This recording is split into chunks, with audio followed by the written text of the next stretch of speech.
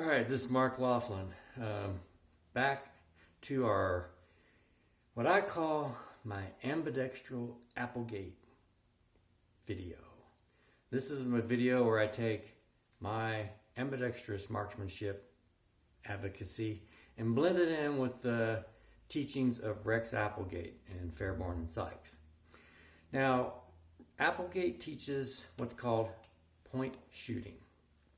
That is, not using your sights to hit your target, but to use the fact that you are quite capable of taking your finger and extended arm and pointing at a target, and you will be pretty damn close. So if you can do that, you get the proper grip, lock your wrist, extend your arm out, finger pointed, indexed on the pistol, and where you're pointing your finger is pretty much going to be where your pistol's pointing. And now you can make a shot. Now why do we want to do point shooting? The reasons are really two. One is physiological. Remember in our previous video we talked about the physiological reaction to a lethal threat. And one of those was an intense focus on the target.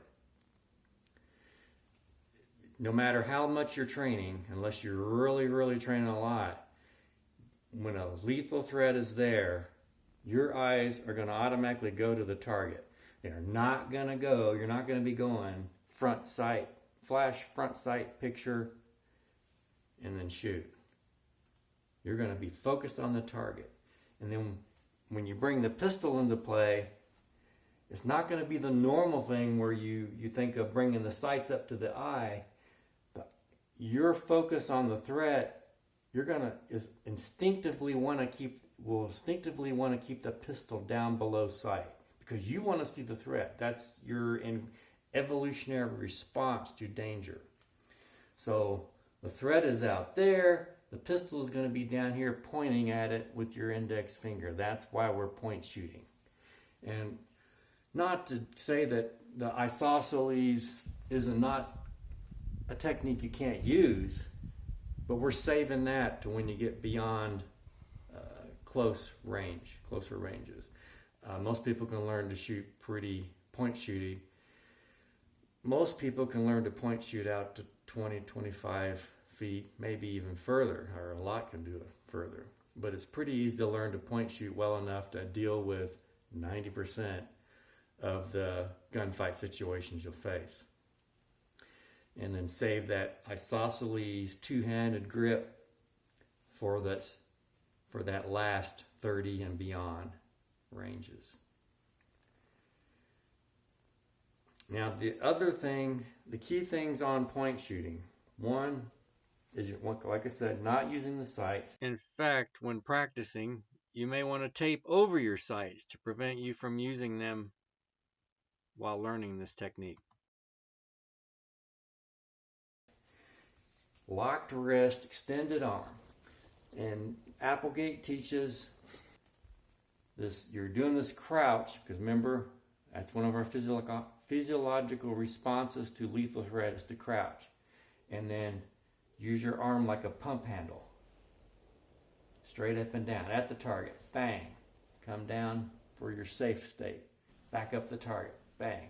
Arm extended, wrist locked. Pointing towards the target till you're ready to shoot. Now I teach it as an ambidextrous Applegate. Because remember, I favor shooting both hands to make use of cover, and then left hand as your first and initial deployment of the firearm at least. And so it's the same thing. You crouch, hand, arm extended straight, elbow or wrist locked, and bring sights up just below eye level because your eyes are still focused on the target, and point and you will develop some considerable proficiency. In fact, Wild Bill Hickok hinted that this is the technique that he used in his gunfights. And most of your trick shooters back in the day, they weren't aim shooting at their aerial targets. They were point shooting, instinctive shooting, as you might say. Now, at close range, things are a little different. You're not going to be able to do this full extended arm thing. And of course, you want, for weapon retention, you don't want to just extend the arm out or the weapon out and hand it to your opponent. So you're keeping the pistol close. And so it's again, wrist locked, firm convulsive grip on the firearm, an elbow pressed against your side, and then like a mini pump handle, bringing the pistol up into the target. And again, point shooting, with that option of being able to push or punch your opponent in advance of firing. Now, one of the things that Rex Applegate talks about is the fact that in a life and death situation, because you lose your fine motor control, you're not going to be able to do this exaggerated C-shaped trigger finger where you're pulling straight back and you squeeze the trigger and then bang. And then a nice clean break. No, that's not how it's going to go. You're going to be scared shitless. You're fear for your life. You got this massive adrenaline dump. You've lost fine motor control. You've got this convulsive grip on the firearm, and it's convulsive grip, bang, bang, bang, bang. Now, a key thing with the Applegate point shooting method is to have an appropriate, proper, consistent grip on the firearm. And that's getting the pistol high up into the web of your thumb and a firm grip. In fact, almost a convulsive type grip on the firearm. Is that when Applegate started teaching his technique, they were using the 1911, the Colt 45, which is known quite famously for its very slim slab profile. So when you gripped it, it was very easy to index your hand and instantly attain a good solid pointing position. Now imagine if you had a pistol that had a dowel rod, say a big closet rod for a grip, which was perfectly round, and then you close your eyes and you just pick it up, and with the round grip, you don't get that instant feedback that you've got perfect alignment on the pistol. And that's what you run into with a lot of the current double stack pistols. They get a little bit fatter, and therefore you don't quite get as good of an index. Now, one of the things Rex Applegate also talks about is with the whole pump action thing is to keep that weapon in a steady state towards the target. Now, he talks about if you do push the gun out based on the grip angle here, like if it's a steeper grip angle, you can get away with that without the muzzle dipping. The more vertical your grip angle gets, the more dipping the pistol will do when you push it out there. So you're going to have to keep that in mind. If you have a pistol that has a decent grip angle, and you'll have to test with that. I found that this pistol has a great grip angle for point shooting, and it does pretty well if I want to push the pistol out. I'll still favor bringing it up from a safe position, 45-degree angle, and bringing up the target. But it is said that in a life and death situation, it's often the fact that you'll pull the pistol out and then push it forward very quickly. So if that's a natural thing that occurs, then we perhaps need to incorporate that more. Now, Rex Applegate also talks about maintaining, when you do this pump action thing, you're maintaining this natural point of aim with your body towards the target. If another target comes from another angle, you're basically having to shift your whole body around. And that makes sense if you've got the time to do it, to shift the whole body.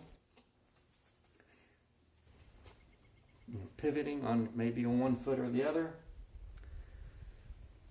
But you can also we found in paintball, you can also shift if you turn at your waist. Now you don't have as great a range of movement, but if you turn at your hips or your waist, and you're still maintaining this upper body natural point of aim at your target. I believe you'll be okay with that. So it's something that you can consider practicing and adding to your repertoire. And then, of course, as I've emphasized, this needs to be point shooting, ambidextrous point shooting.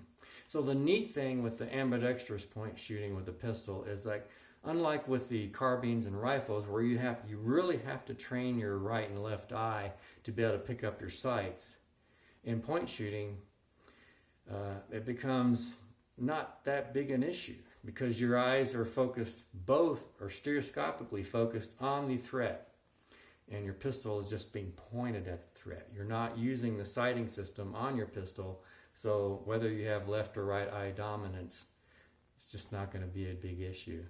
You should be able to point shoot left or right-handed, no problem. A terrific tool for learning point shooting is the iTarget Pro laser cartridge.